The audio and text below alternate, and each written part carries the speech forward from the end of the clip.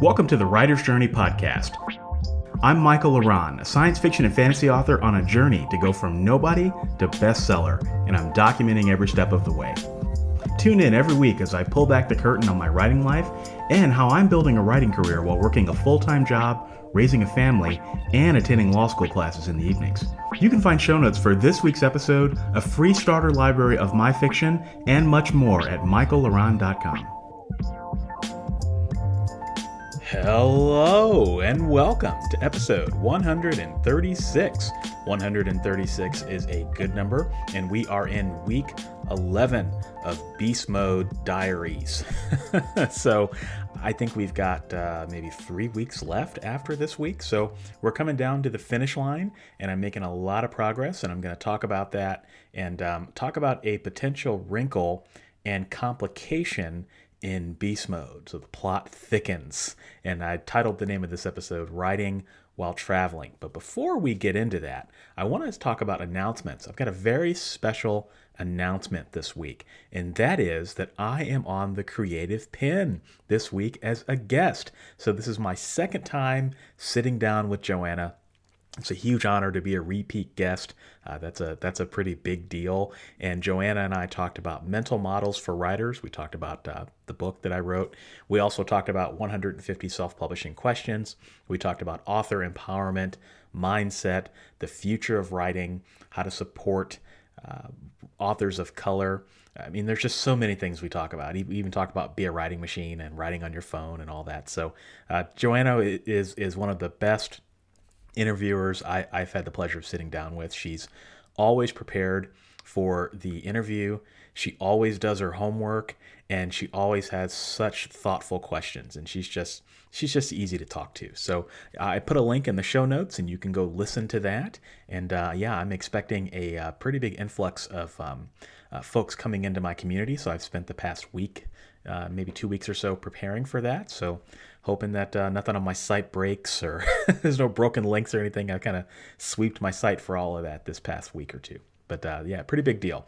So also, I wanted to let you guys know that I'm doing another speaking event.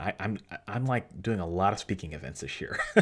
So I'm speaking at the Escape the Plot Forest Summit, and that's run by Daniel David Wallace. And this is coming up. So this is coming up on October 22nd through the 25th. All right, so I've got a pre-recorded talk. It's going to be played there. So if you sign up, it's completely free. It's perfect for people who need outlining help, people who need some writing advice. And Daniel, he runs a really, really smooth operation. I mean, it's some pretty cool stuff. So you can check it out in the link in the show notes. This is an affiliate link, so I will disclose that. It's completely free to sign up, so you don't have to pay anything to sign up other than your email address. But there is a premium pass, that's an all-access pass, that gives you some additional bonuses if you want to do that. But you are under no obligation to purchase that if you are not interested in that. All right, so that's it for announcements. Wins for the week. So big win for the week is that I got Ethernet ports installed in my studio. A funny story about the Creative Penn interview. So I was on the interview with Joanna, and everything's going well. And then like in the first 2 minutes, my signal drops. And I'm like, oh crap, man, like I lost my internet connection. I'm like only on probably the most important podcast interview of the year. So my internet connection dropped, and it was because we were having, when the derecho hit here in Iowa, we were having a lot of spotty internet service. And so there was really nothing I could do about it. But I had to borrow my neighbor's Wi-Fi. I kept dropping, so I literally bolted out of my house.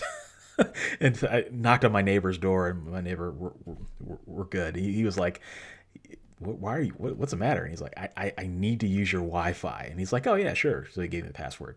And so I owed him a couple of tasty beverages after that. But you may hear me a little out of breath on the Joanna Penn show. But after that, I swore that I would never let this happen again, because I've never historically had internet issues. But I said, I'm never going to let this happen again. So I had an electrician come and install Ethernet ports in my basement so that I can hardwire internet in, which is a pretty big win. But I had a successful speaking event at the GDEX Gaming Conference. It's not every day you get to speak at a gaming con, so that was kind of cool to talk about video games and even video game music. And so some new folks came into my community from that. The talk I did was very well received, and that's a great audience. It usually takes place in Columbus, Ohio, but it was virtual this year. So glad to get another speaking event under my belt. And I wanted to let you all know that I have 2 more books that I published last week. So Beast Mode begins. So you're going to see a lot more books coming. If you follow me on my blog or if you follow me on Twitter, this is the Beast Mode season because we're coming down to the end and I'm at a point where they're all about ready to get released. So the first one that I released was Indie Author Confidential Volume 2. In other words, it is basically the Writer's Journey podcast book. And I've released Volume 2. You can get that at authorlevelup.com/confidential or better yet, authorlevelup.com/indie author confidential. That's the easiest way to get. That'll take you to the whole series. Basically talking about lessons learned, things that I have learned, kind of a look behind the scenes of a working science fiction and fantasy writer. If you want some secrets, that might be pretty cool. Second book that I released was The Reader's Bill of Rights. So this is the 11 inalienable rights that every reader has that we as writers would do well to respect. And if we do that, we can turn our readers into super readers, turn your fans into super fans. So if you respect these 11 rights that every reader on the planet has, you're going to be laying a solid foundation for yourself. And you can get the Reader's Bill of Rights at authorlevelup.com/Bill of Rights. That's authorlevelup.com/Bill of Rights. So a lot of cool wins for the week. And yeah, we're just going to keep on trucking. Now, lesson learned this week. I think I announced this probably last year, but it's probably a good refresher. I probably could talk about it a little bit more often. And that is that in partnership with a few friends, John P. Logsdon and Ben Zackheim, they are great urban fantasy writers. I met them in Vegas. Well, I knew of them in Vegas, and then we met afterward on a Facebook group. It's kind of funny.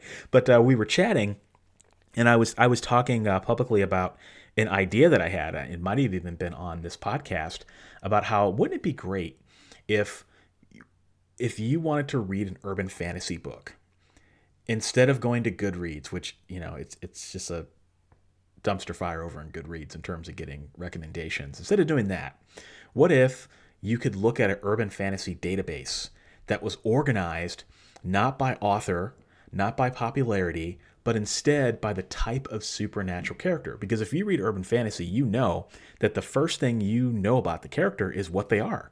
So are they a mage? Are they a witch? Are they a wizard? Are they a necromancer? Are they a vampire?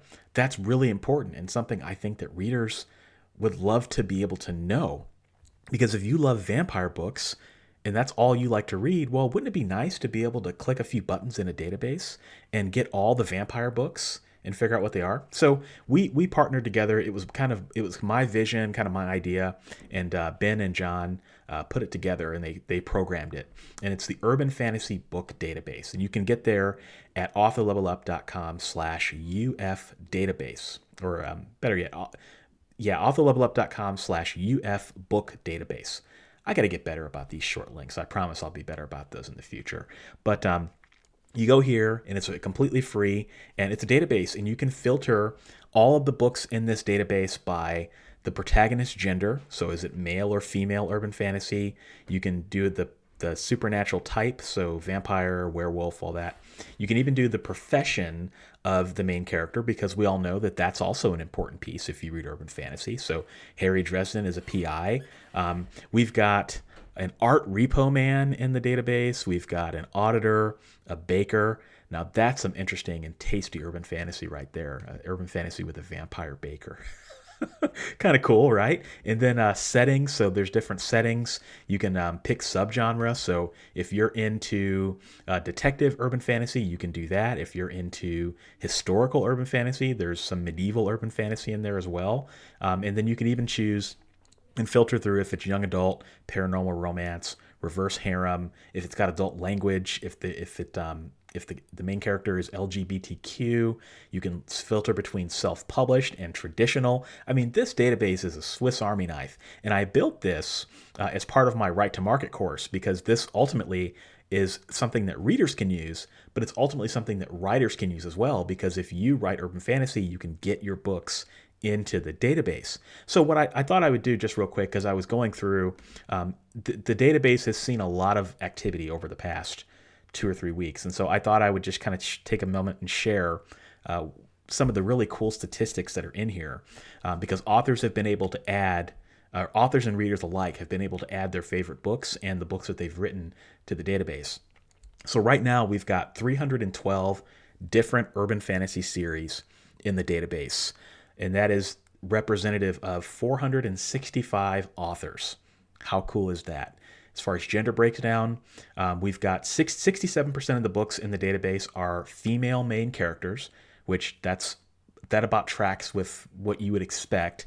31% is male, and we've got one transgender book in there as well, which is great, because you probably wouldn't catch that on Goodreads, right? And then in terms of supernatural types, so you're probably thinking, all right, Michael, how many of these are vampires in this book or in this database? It's probably like 99%, right? No, it's actually only 7% of the entire books in the urban fantasy database are vampires. Isn't that interesting? And then 8% are witches, 1.72% are wizards. Shifters is kind of another big one. That's only 3% of the database. And so I'm kind of going through and looking for some of the big rocks. There's a lot of very diverse representation. There's probably, I would say, probably 50 different supernatural types in here. So there's stuff in here you've probably never even heard of, like a dowser. I was like, what is a dowser? And that is someone who can like understand where water lines are. And that's an interesting way it's like an interesting power to have in a story, right? And so as far as professional breakdown, we've got all sorts of professions that are represented here. Yeah, it's just a lot of fun, and I would definitely, if you read urban fantasy, I would encourage you to take a look at it. And I've gone on long with this, but this is a tool that I built that I'm pretty proud of, because I think that it does help readers connect with writers in the urban fantasy genre. So that was just kind of a fun little statistics lesson that I learned today. Now, idea of the week. So here's an interesting idea, and this would take a certain personality type. I might be that personality type, but I don't know if I'm that detail oriented. And that is to write a history of a certain subgenre. So like if you like to write urban fantasy, wouldn't it be interesting if there was like an urban fantasy historian, someone who talked to urban fantasy writers and compiled a history of and talked about the most important and seminal works and talked about the trends of the genre and how it's changing over time. That's endlessly fascinating to me. And the reason for that is because for an author who wants to know how to market their work, understanding a history of a genre and how it came to be is really important. And if you think about it, we really don't have much of that context. You kind of just have to work in a genre for a while to understand the ins and outs of it. But even the people that work in it don't always understand that. So it would be great. There was a great urban fantasy author when I was promoting the database. She's a New York Times bestselling urban fantasy author, and she reached out to me and said, "Hey, this is a fantastic idea. I would recommend that you change a few things, but here's a history lesson of why that is." And she wrote me this long email, and we had some back and forth. And she, I happen to love that. I love when people take the time to share historical context with me, because I don't necessarily have that all the time. And she was telling me about how urban fantasy and paranormal romance authors were pretty maligned, at science fiction and fantasy conventions, and how it was really important to make sure that paranormal romance writers were also represented in the database, and it is. I call it the urban fantasy database, but it's actually the urban fantasy / paranormal romance database. And so paranormal romance is very well represented there, and I really enjoyed getting a history lesson of what it was like to be an urban fantasy writer in the 90s, before the genre really became what it is today, before it didn't even exist. So like, think about that with space opera or with a historical fiction or any other subgenre you can think of. I think that would be interesting, especially if you already read and work in it. So anyway, that's the idea of the week. Topic of the week. All right. So traveling while writing. That's what we're talking about this week. And I wanted to talk about this because, one, I have to hold myself accountable to all of you, because I am in the middle of this beast mode, and it doesn't work for me to stop writing for a week and then pick up and finish the beast mode. Like, I could do that, and I'm sure you guys would understand. Hey, he's going on vacation with his family. It's all good, right? But I like to hold myself accountable. And to be fair, I did not plan for this trip before I started beast mode. So this is a complete whim sort of thing. And so I thought, instead of checking out for a week, wouldn't this be a really interesting opportunity and a great way to share some behind the scenes of how I get things done when I'm not in my normal environment? Maybe there's something that folks can learn and listen from. So I'm traveling to St. Louis. Actually, as you listen to this, I will be in St. Louis. So St. Louis, Missouri is my hometown. I grew up, for those of you who are familiar, I grew up in Ferguson. So Ferguson was in the news quite a bit a few years ago. And so I grew up in the Ferguson, Florissant area. And I have family that's still there. So my grandparents are there. My sister is there. And I've got a lot of cousins and extended family there. And I haven't been able to see them because of the pandemic. And so I'm very close to my family down there. And so I thought, well, why don't we just take some time and go down there, and we'll be socially distant. We'll all wear masks. We'll be as careful as we can. And, how can I see them? Because I've got aging grandparents. And so it's important to spend as much time with them as I can.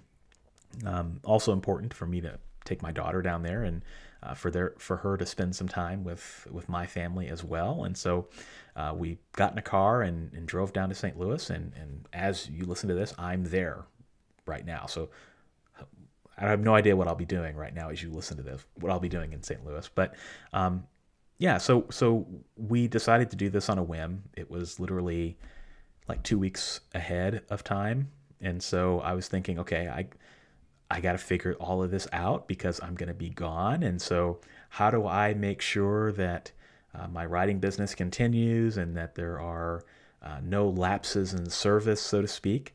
And so, I'm going to talk about that. Now, normally, and this is important for me to say, because I don't want people to hear this and think, oh, so this guy's in beast mode while he's on vacation. You can't. Why are we making vacations productive? No, I'm not saying that. I'm not saying that at all. I actually believe that if you're on vacation, you really shouldn't have any goals at all.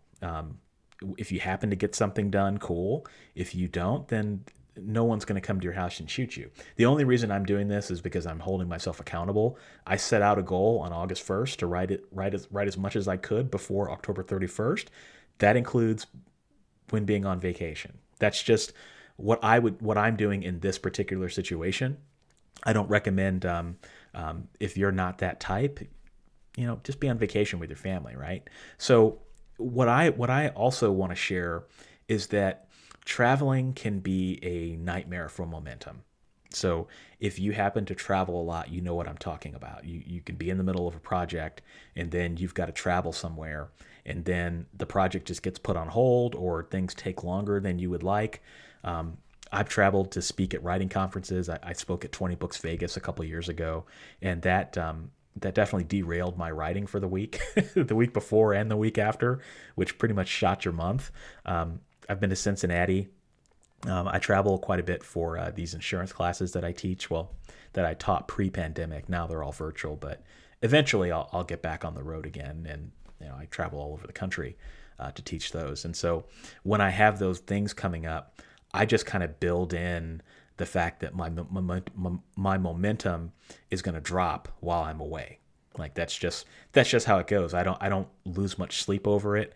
I try to get done what I can before I leave. I try to get one or two things done if I can while I'm on the road, but 9 times out of 10, that doesn't happen. And so for those of you who are traveling, or maybe you travel a lot, you probably know what I'm talking about, because you've got to pack. There's a lot of stress. There's just the overall stress of being on the road, and unexpected things often come up when you travel. And so this is an issue. So what I wanted to talk about was kind of my thought process and how I'm approaching this, and some things that I'm going to be doing afterward to help kind of see into how things went for me, because I don't know how things are going to go.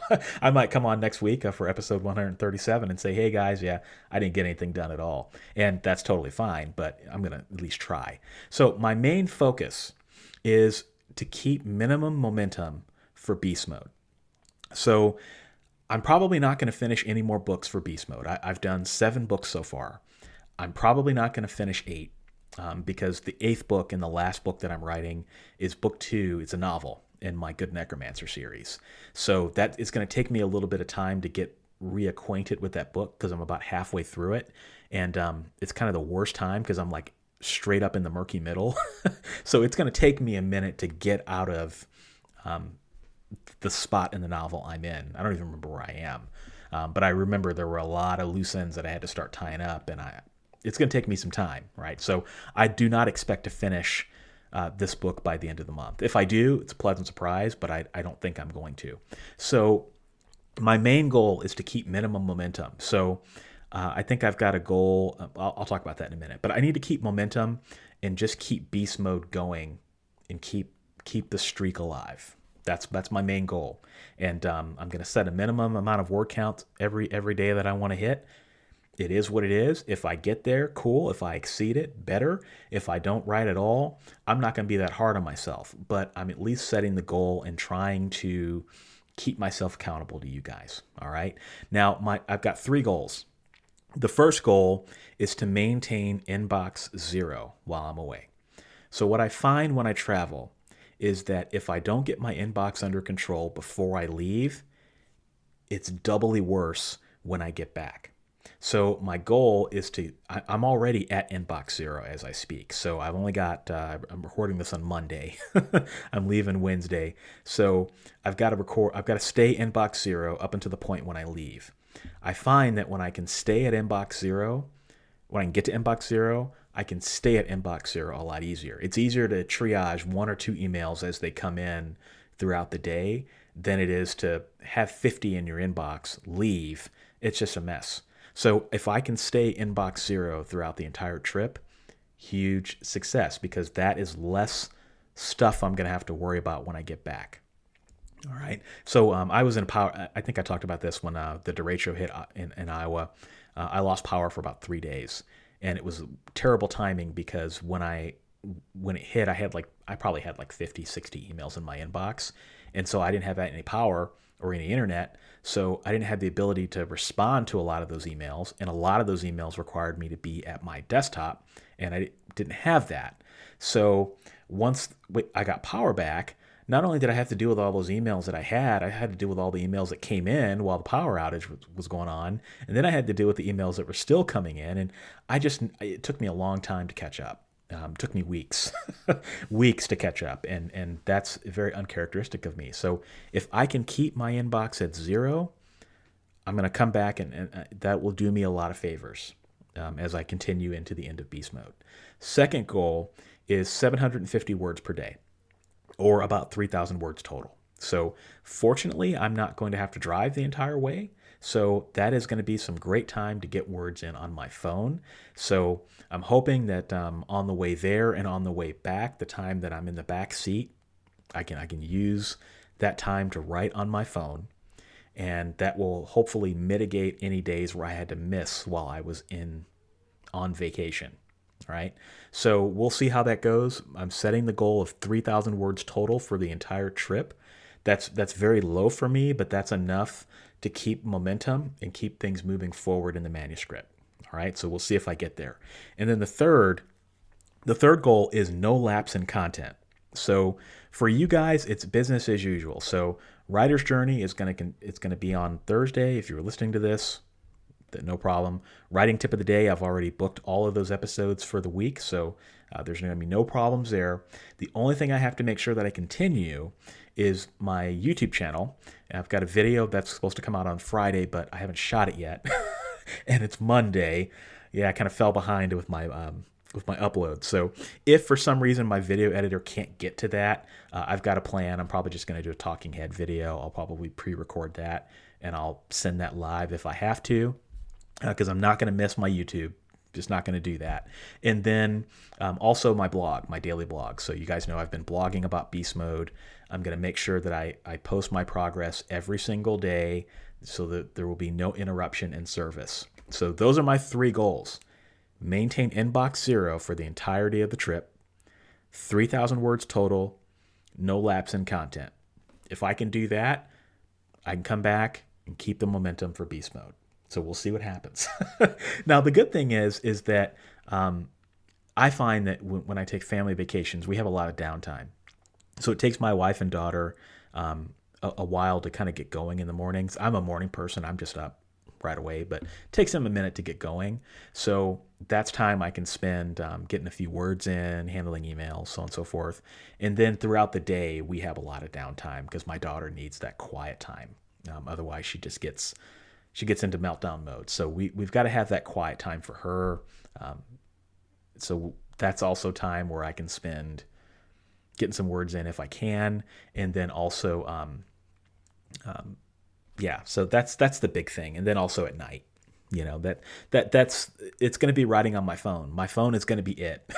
The 3,000 words is probably going to be done on my phone.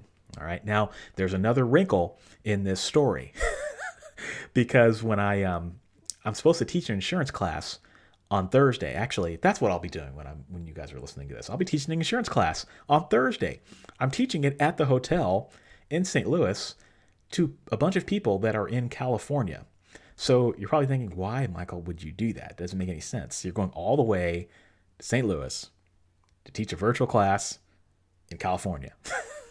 It's improper planning on my part. I committed to these dates with my wife for St. Louis, and then I found out that I had to teach this class, and I was in the doghouse for a little bit, so I had to rent a boardroom at the hotel to make this work. So that's another wrinkle in this, is that I've got to teach this class, got to make sure that goes off okay. And when I teach classes, that's usually like I lose momentum because like I got to teach a class, and so that's 8 hours out of the day where I'm not going to be able to get any writing done at all. And so it just the plot thickens and thickens and thickens, and so I'm looking forward to it. There's going to be some complicating factors while I'm there. My editor and my cover designer are sending stuff to me like every couple of days because I've been sending them stuff.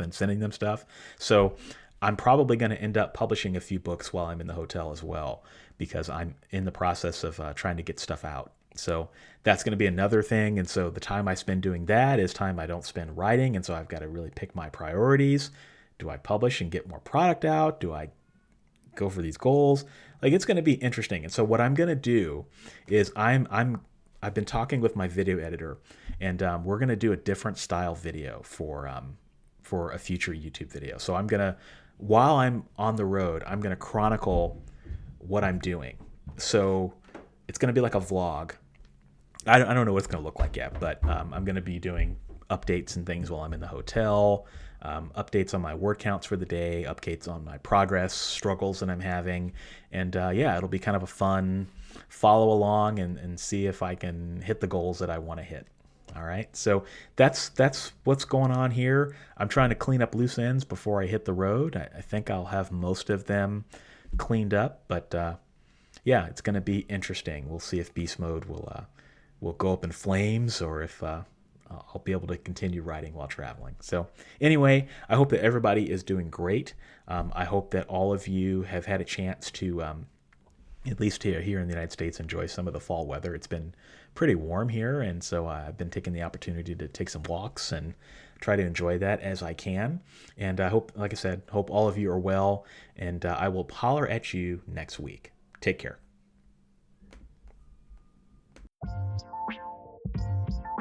Thanks for joining me this week. If you enjoyed this episode, you'll enjoy my backlist episodes at michaelaron.com/podcast. For your free starter library of my favorite novels, join my fan club by visiting michaelaron.com/fanclub. If you're a writer and want to connect with me further, check out my YouTube channel, Author Level Up, for helpful writing advice at authorlevelup.com. Thanks for listening, and I'll be back next week.